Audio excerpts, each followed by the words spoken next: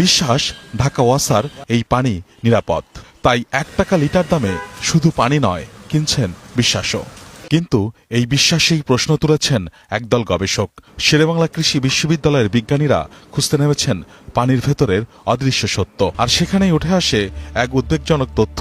ঢাকার পানিতে পাওয়া গেছে পিফাসের মতো চিরঞ্জীব রাসায়নিক।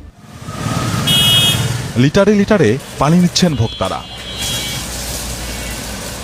নিজেরা করছেন পান, সাথে পরিবার পরিজনও।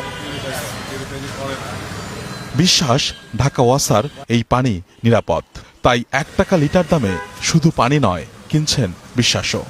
এটার কোনো দুর্গন্ধ নাই, তারপরে বোতলে রাখলে অনেকদিন রাখলে লাল হয় না। প্রতিদিন আমরা এখান থেকে নিয়ে যাই, বাসার জন্য নিয়ে যাই, দোকানের জন্য নিয়ে যাই। জানি ওখানে ভালো, এই জন্য আমরা নিয়ে আসি।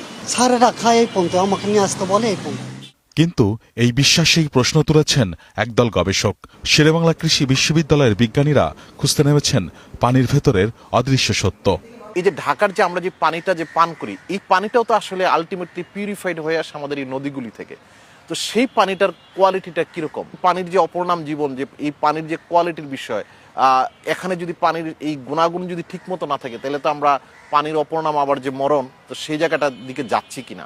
ঢাকার বিভিন্ন এলাকা, উত্তরা, গুলশান, ধানমন্ডি, মিরপুর, মোহাম্মদপুর, যাত্রাবাড়ি, খিলগাঁও এবং রানীগঞ্জ, এসব এলাকার ড্রিঙ্ক অয়েল বুথ থেকে সংগ্রহ করা হয় পানির নমুনা। সেগুলো পরীক্ষা করা হয় শেরেবাংলা কৃষি বিশ্ববিদ্যালয়ের ফুড সেফটি ল্যাবে। এরপর পাঠানো হয় সুইডেনের উমিয় বিশ্ববিদ্যালয়ে, যেখানে একটি আন্তর্জাতিক স্বীকৃত ল্যাবে চলে গভীর বিশ্লেষণ। আর সেখানেই উঠে আসে এক উদ্বেগজনক তথ্য। ঢাকার পানিতে পাওয়া গেছে পিফাসের মতো চিরঞ্জীব রাসায়নিক। কিন্তু এই পানিতে থাকা পিফাসের পরিমাণ অনুমোদিত মাত্রার অনেক উপরে থাকে।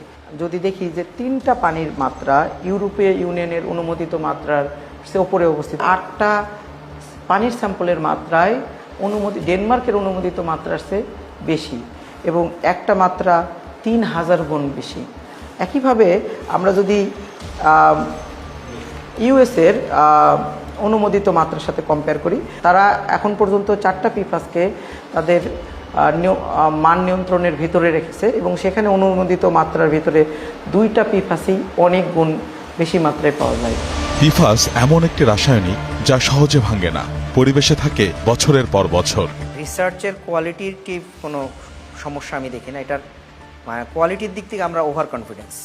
আমরা ডেসিমিনেশন একটা ওয়ার্কশপ করেছি, এবং ওয়াসা সেই সময় আমাদেরকে বলে, যিনি প্রতিনিধি এসেছিলেন তিনি বলেছিলেন যে আসলে তাদের যে বুথগুলি আছে সেখানে তারা পিফাস রিলেটেড ব্যাপারটা তখন বুথে চিন্তা করেনি।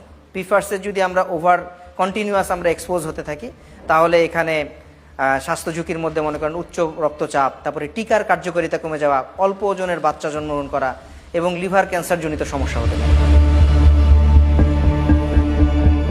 কিন্তু এই পানিতে কিভাবে এলো বিপজ্জনক এই রাসায়নিক? কার দায়, কোথায় ত্রুটি? এই প্রশ্নের উত্তর জানতে ঢাকা ওয়াসার ব্যবস্থাপনা পরিচালকের মুখোমুখি হওয়ার চেষ্টা। কোনো উত্তর নেই, নেই কোনো ব্যাখ্যা। বিশ্বাসের পানি যখন নীরব বিষ হয়ে ওঠে, তখন দায় ঢাকা